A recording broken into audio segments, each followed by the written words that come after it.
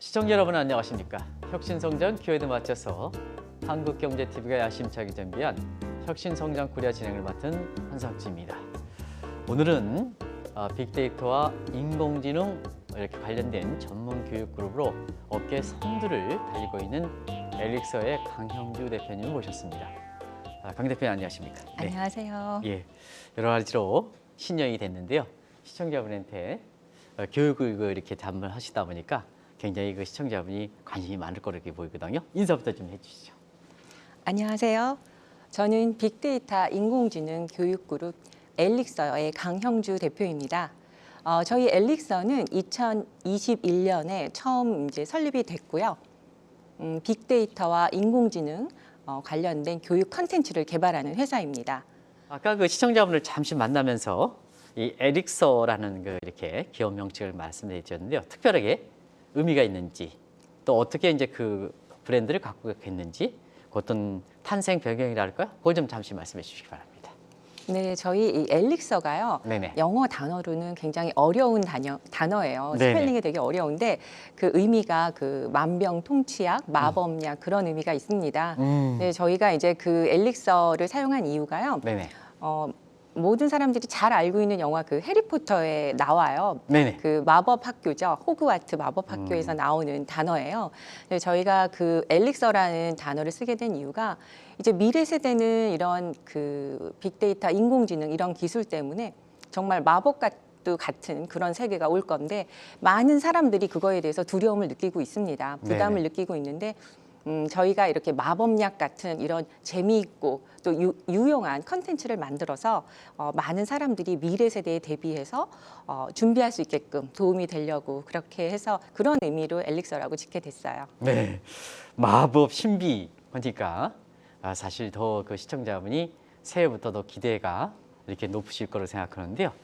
지금 말씀하신 대로 기업을 소개하면서 빅데이터, 인공지능, 교육과 어떻게 연결될 수 있는 건지 그걸 좀 잠시 말씀해 주실까요? 그러니까 아무래도 이제 창업 동기가 되겠는데요. 네. 그런 걸 좀 말씀해 주시기 바랍니다. 사실 뭐 4차 산업혁명이다 이런 말을 굉장히 요즘 많이 하고 있습니다. 네네. 그리고 뭐 빅데이터도 중요하고 또 인공지능도 교육을 해야 된다 막 이런 얘기가 있는데요. 네네. 막상 사람들은 그게 전혀 와닿지가 않아요. 나랑은 먼 얘기인 것 같고 내가 어떻게 이런 공부를 할 수 있을까 이런 생각을 하는데 실제로 이제 이런 빅데이터와 인공지능을 다루는 많은 유용한 툴들이 나왔어요. 그래서 네네. 이제 제가 생각할 때는 모든 사람들이 미래 세대를 대비했을 때는 자기한테 맞는 데이터 분석을 할 수 있어야 되고 또 인공지능 모델을 자기가 직접 만들 수 있는 그런 시대가 올 거라고 생각을 해요. 충분히 그렇게 할 수 있는 툴들이 많이 나와서 그런 것들을 개념과 함께 저희가 실질적으로 만들어가는 완성품을 만들어가는 거에 좀 중점을 두는 컨텐츠를 만들게 됐어요. 네네. 네, 막상 해보시면 그게 너무 어렵거나 벽이 있는 그런 기술들이 아니구나 이런 생각도 하실 수 있을 겁니다. 네. 갈수록 사실 그 시청자 여러분의 기대를 좀 이렇게 높게 하는데요. 마법이다, 인공지능이다, 이렇게 빅데이터다 이렇게 하면 사실 교육에 있어서 보면 어떻게 보면 이렇게 인재상, 미래에 대한 인재상 이걸 어떻게 설정하느냐에 따라서 이 과정 중에 여러 가지 툴들이 있는 거 아니겠습니까? 그러면 엘릭서 강형주 대표님이 생각하시는 이렇게 자녀분들의 미래 교육상 이런 걸 좀 말씀해 주시기 바랍니다. 제가 이런 빅데이터 인공지능 교육 컨텐츠를 만들다 보니까요. 네네. 미래 세대는 이제 이런 거를 직접 자기가 다룰 줄 아는 세대가 돼야 돼요. 만들어진 것만 사용하는 것이 아니라 그런 능력이 있어야 되고요. 주변의 상황을 해결할 수 있는 문제 해결 능력이 있는 네. 그런 인재들이 중요하다고 생각합니다. 네네. 그냥 스쳐 지나가는 것이 아니라 자기가 이걸 해결할 수 있는 능력이 있다면 주변 상황을 좀 더 유심히 볼 수가 있겠죠. 그리고 본인들이 갖고 있는 창의성을 또 거기에 또 담아낼 수가 있고요. 그래서 제가 생각할 때는 이제 점점 창의 융합형, 요즘 또 문과와 이과가 점점 융합되는 그런 이제 시대가 되고 있으니까 창의 융합형 인재, 또 문제 해결 능력이 또 중요한 네네. 그런 능력이 있는 인재가 중요하고요. 이제는 이제 모두 다 각자 자기 책상에서 노트북과 데스크탑을 사용해서 일을 하는 시대는 지나가고 있어요. 네. 클라우드 안에서 전 세계 사람들이랑 같이 협업할 수 있는 그런 사회가 되고 있거든요. 그래서 좀 글로벌한 시대에 맞춰서 조금 소통이 되고 또 협업이 될 수 있는 그런 인재들이 앞으로 필요하다고 생각이 됩니다. 네. 지금 말씀하신 그런 미래에 대해서 인재 사항을 이렇게 본다면 과거에 우리가 뭐 반복형, 객관식, 정형화된 틀 이런 것보단 상당히 다른 인재 사항을 제시하고 있는데요. 그러면 그런 인재 사항을 구현하기 위해서 여러 가지 교육에서 주력하는 분야 하는 그게 있을 거로 생각하는데요. 그런 분야 관련해서도 한번 말씀해 주시기 바랍니다.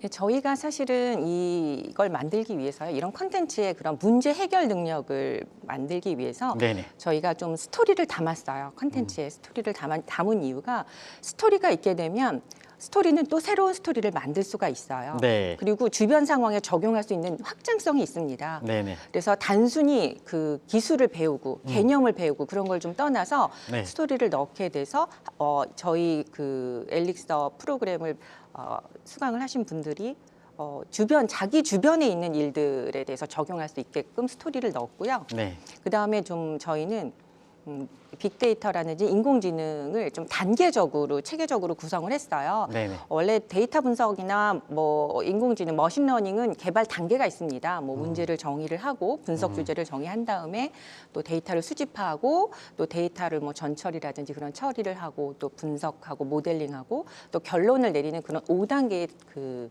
단계가 있는데 그런 전 단계를 처음부터 끝까지 이제 체계적으로 갈 수 있게끔 그렇게 프로젝트 방식으로 구현을 했어요. 네. 그런 걸 이끌어가기 위해선 훌륭한 그 강사진이라든가 이런 것도 종전과 다른 이런 쪽에 필요한 그 강사진이 필요할 거로 보이는데요. 그 교육 담당하시는 분들 입장에서는 이 강사진에 대해서 관심들이 높거든요.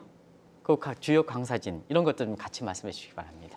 네, 제가 처음에 이 교육 사업을 했을 때는요, 네네. 대부분 컨텐츠에 대한 그 인식이 별로 없었어요. 그래서 대부분 이런 교육을 한다. 그러면 강사님이 와서 강사님이 가지고 있는 컨텐츠로 하는 거죠. 네네. 근데 저희는 그게 아니라 저희가 만든 컨텐츠가 있고요. 그 컨텐츠에 가장 적합한 강사님들을 이제 모시고 그분들을 교육을 하는 강사 육성 프로그램이 있습니다. 네네. 그리고 그분들이 그 공부를 하신 다음에 또 계속해서 저희랑 실시간으로 리허설을 해서 또 그 피드백을 받으시고 또 실습 때마다 모든 것이 녹화가 되기 때문에 강사님들이 계속 그 능력을 강사력을 높이실 수가 있어요. 네네. 저희가 막상 실습을 해보니까 학력이 높은 강사님들보다는 좀 소통을 중요시하고 조금이라도 대화하고 질문을 많이 던지시는 네네. 그런 강사님들의 그 실습이 훨씬 효과가 좋더라고요. 그래서 그런 부분 또 학생들한테 좀 다가가실 수 있는 그런 마음의 자세를 가지신 분들을 위주로 해서 저희가 또 강사 육성 프로그램을 또 그 효율적으로 운영하고 있으니까요. 그래서 저희는 그게 또 저희의 강점이라고 생각을 하고 있습니다. 네. 근데 혹시 이런 쪽에 이렇게 의문점을 들 수가 있거든요. 인공지능과 빅데이터에 이렇게 하면 아무리 이제 강사진이 이렇게 소통을 중시한다 하더라도 창의성, 다양성 이런 거에 있어서는 너무 빅데이터에 인공지능 할 때는 너무 획일화되지 않겠느냐 하는 쪽에 이렇게 시청자분의 궁금증도 있을 수가 있거든요. 너무 툴에 의존하다 보면 그런 것을 어떻게 개선시키는지 이것 좀 말씀해 주시기 바랍니다. 저희는 사실은 이런 뭐 클라우드 안에 있는 그 인공지능 모델을 만드는 툴을 또 교육을 시키고요. 네네. 교육을 시킨 다음에 저희가 또 이제 학생들을 대상으로 이제 경진 대회 같은 걸 해요. 그럼 강사님들도 같이 또 거기서 심사위원으로 또 오시기도 하고. 네네. 근데 학생들이 하는 걸 보면요, 굉장히 큰 자극을 받습니다. 저희는 사실 작은 걸 가르쳐 드렸는데 네네. 엄청나게 많은 그 적용력을 보여주고 계시더라고요. 네네. 그래서 뭐 그런 걸 통해서 강사님들도 자극을 받고 제가 받는 것만큼이나 그래서 계속 또 이제 여러 가지 아이디어 그리고 또 저희가 아직까지는 교육청 단위, 학교별 단위의 그 학생들, 초등학교, 중학교, 고등학교를 대상으로 컨텐츠를 만들다 보니까 교과서에서도 또 많은 아이디어를 찾으려고 해요. 네, 또 강사님들께서도 그런 걸 또 되게 실습하면서 질문이 많이 들어오거든요. 학생들은 그런 걸 이제 실습을 하면서 굉장히 신기해합니다. 네네. 왜냐하면 완성품이 만들어지는 거잖아요. 네네. 같이 만들어가는 거니까 그 과정에서 질문이 많이 들어오면 그거에 대한 또 대답을 해주셔야 되기 때문에 이제 어떤 실습이 들어간다 그러면 대상이 어떤 학생들이고 어느 정도의 수준인지 그런 것도 또 물어보시면서 준비를 또 많이 하셔요. 네. 지금 이제 그러면 이제 교육 방식이 사실상 그 어떻게 보면 이제 비대면 방식이 일반적이지 않냐 하는데요. 이 이제 방송 전에 아마 에릭서의 그 교육 방식을 보니까 대면도 같이 하는데요. 비대면과 대면을 어떻게 이제 조화롭게 하는지 이걸 좀 같이 말씀해 주시기 바랍니다. 네, 저희 회사가 설립이 된 때가 네네. 코로나 시기였었어요. 아, 그래서 그렇습니까? 저희가 네네. 사실은 처음에 이제 비대면으로 시작을 했습니다. 네네. 저희의 첫 사업이 그 경남교육청에서 주최하는 그 AI 사제 동행이라고 선생님과 학생들이 같이 네네. 공부를 하는 그런 그 프로그램이었는데요. 비대면이다 보니까 선생님들께서 굉장히 그 사전에 준비를 많이 해주셨고 그래서 아주 성공적으로 지금 잘 하고 있었어요. 근데 물론 비대면도 저희가 이제 학생들하고 다가가려고 굉장히 많이 노력을 해서 했지만 또 지역에 따라서 네네. 또 학생들한테 자극을 주기 위해서 대면을 또 원하시는 또 그런 부분도 있고 경진대회라든지 이런 거는 좀 대면으로 모여서 캠프 형식으로 하는 것도 좋은 방법이 돼서 사실 저희가 코로나 시기를 겪으면서 비대면의 그 좋은 점을 많이 알게 됐습니다. 네네. 그래서 비대면과 대면을 좀 융합을 시키고요. 네네. 이제 경남교육청처럼 전체 학교들이 다 흩어져 있는 그런 경우에는 사실 한 곳에 모여서 대면으로 하는 게 어려운 상황이 있을 수가 있어요. 그래서 그런 상황에서는 비대면, 좀 모일 수 있는 방학을 이용해서 모일 수 있는 경우에는 대면 캠프로 좀 진행을 하고 그래서 적절히 융화를 시키고 있어요.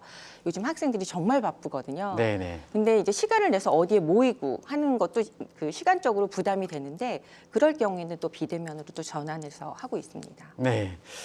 지금까지 이제 에릭서가 갖고 있는 이렇게 교육 프로그램의 이렇게 일반적 툴을 봤습니다는 지금부터는 이제 지금 말씀하신 미래 인재상을 하기 위해서 구체적으로 어떤 과정을 통해서 교육이 이루어지는지 요점을 좀 말씀을 이렇게 물어보도록 하겠습니다. 일단 에릭서가 지금 말씀하신 그런 그 인재상을 하기 위해서는 강사진이라든가 소통 방식이라든가 수업 방식을 좀 얘기했습니다는 교육의 그 단계 있잖아요. 네. 그게 이제 상당히 중요할 거로 이렇게 보이는데요. 교육의 단계는 어떻게 해서 이렇게 그 단계를 밟아서 미래상을 가져가는지 이거 좀 소개해 주시기 바랍니다.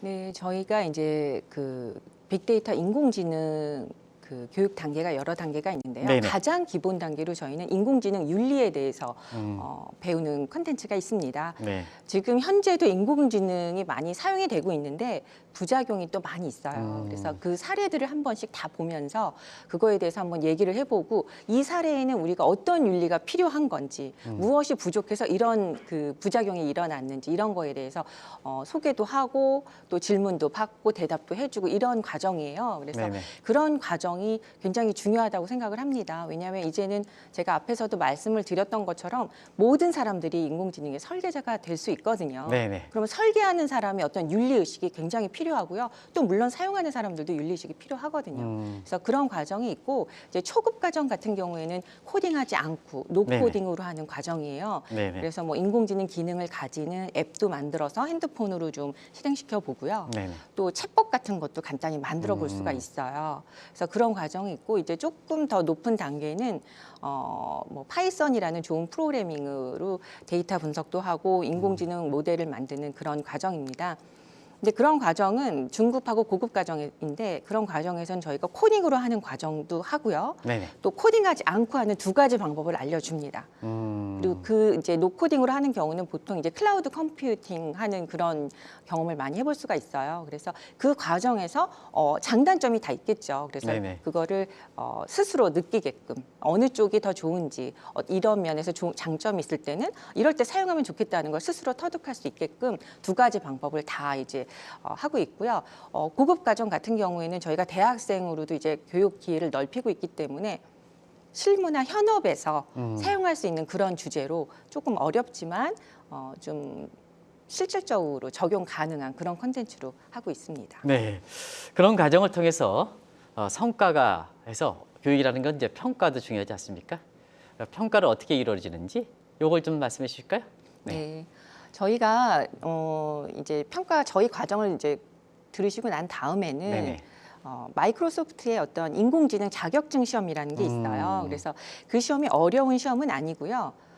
이제 고등학교 이상의 저희 과정을 이수하신 분들은 어렵지 않게 따실 수가 있는데 거기에서 이제 인공지능 윤리라든지 또 인공지능의 개념 이런 것도 묻고요. 또 클라우드 안에 있는 인공지능에 관련된 다양한 그런 툴들 이런 것들을 묻게 돼서 실제로 그 현업에서도 이런 걸 알고 있으면 많은 도움이 될 겁니다. 지금 이제 AI라든가 빅데이터의 교육 방식의 그렇게 강점 중에 하나가 우리나라뿐만 아니라 전 세계적으로 확장성하는 측면에서 같은 레벨 플레이닝이 한 그 운동장처럼 돼 있기 때문에 글로벌적인 확장성이 굉장히 많이 갖고 있다는 문제거든요. 그런 측면에서 뭐 해외와 연계 프로그램인지 이런 거 준비하고 계신지 이런 걸 좀 말씀해 주시기 바랍니다. 네, 사실은 이제 저희 이 컨텐츠가 얼마든지 그 해외에도 네. 글로벌하게 또 판매가 될 수 있다고 생각을 하고 있어요. 그래서 지금 제가 알기로는 저희 한국어 프로그램이 전 세계에 지금 아주 인기가 높다고 듣고 있었거든요. 네네. 그래서 저도 지금 그런 식으로 좀 이제 그 현지화 시켜서 저희 프로그램을 이제 현지화 시켜서 그렇게 같이 나갈 수 있는 파트너사를 지금 선택을 좀 하고 있어요. 네네. 네, 그래서 좀 앞으로의 계획은 뭐 지금 당장은 좀 어렵겠지만 차근차근히 그런 같이 일할 수 있는 파트너사를 좀 이제 좀 구해서 해외 진출도 지금 만들어진 컨텐츠를 좀 현지화시키는 그런 방향도 생각을 하고 있어요. 지금 이제 이렇게 해서 엘릭서가 어떠한 기업인지는 이제 시청자분이 지금까지 인터뷰를 통해서 머릿속에 그려졌을 거로 이렇게 생각되는데요. 그러면 이제 지금부터 이제 진행하는 프로젝트, 기업의 밸류와 관련된 것을 좀 여쭤보겠습니다. 지금까지 그 진행한 프로젝트, 아까 경남교육전문지를 네네. 얘기했습니다는 네. 다른 것까지 합쳐서 좀 말씀해 주시기 바랍니다. 네, 저희가 지금 이제 저희 설립한 해부터 한 네. 2년 동안 이제 그 경남교육청에서 주재하는 그 AI 사제 동행으로 한 180여 개 학교를 대상으로 교육 프로그램을 이제 진행을 했고요. 네. 또 이제 대구 교육청 쪽에서도 그 학생 자율 동아리, 소프트웨어 학생 자율 동아리를 저희가 또 맡아서 진행을 했어요. 네네. 그리고 이제 또 제가 많이 강연을 뭐 한국과학창의재단에서도 강의를 하면서 또 일부 지방에 있는 학교에서 문의가 들어와서 또 이제 개별적으로 선생님들께서 굉장히 학생들한테 이런 빅데이터 인공지능에 대해서 경험을 해보게 하시고 싶은 선생님들이 많이 계셨어요. 그래서 네네. 문의가 들어와서 또 교육을 진행을 해봤고요. 교육청이나 이제 학교 단위는 그렇게 했고 지금 현재로는 이제 대학 쪽으로는 그 빅데이터 혁신 공유대학의 역량 강화 프로그램으로 이제 진행이 되고 있습니다. 네네. 근데 실제로 해보니까 그 컴퓨터 계열 전공자보다는 비전공자들의 호응이 굉장히 좋아요. 네, 그래서 이런 쪽으로 좀 그 비전공자들을 대상으로 하는 그런 그 대학 쪽으로 좀 더 많이 진출을 해볼까 지금 생각 중이고요.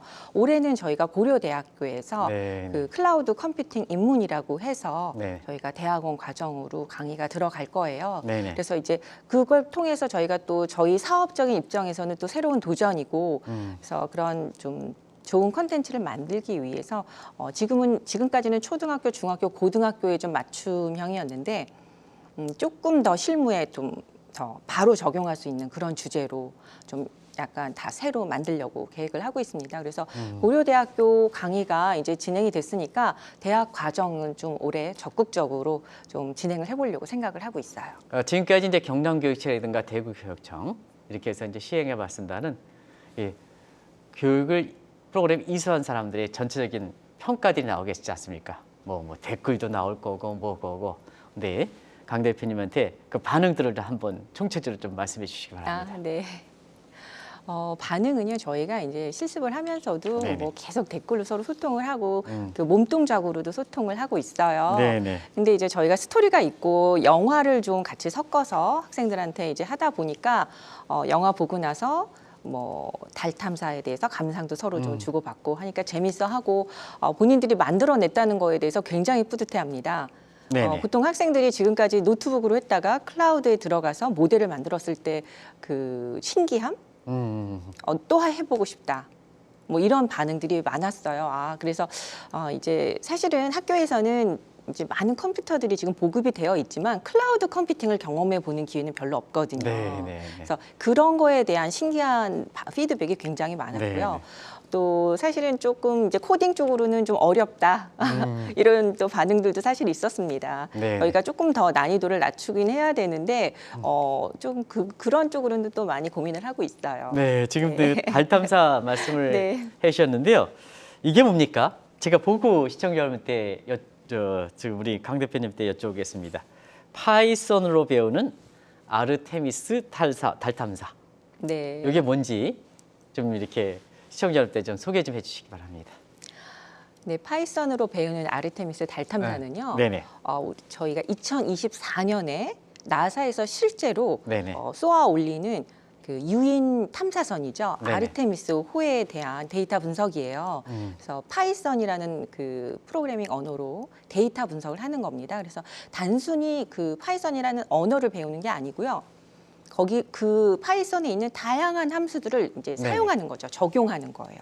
그래서 데이터 분석을 하는 건데 저희가 이제 아폴로 달 탐사가 있었어요. 한 5번 정도의 아폴로 달 탐사가 있었는데 그 달 탐사 때 가져왔던 달 암석을 이제 데이터 분석을 하는 거죠. 그래서 실제로 우주선에 가지고 오고 싶다고 모든 달 암석을 다 가져올 수가 없잖아요. 네네네. 그 중량이 중요하기 때문에요.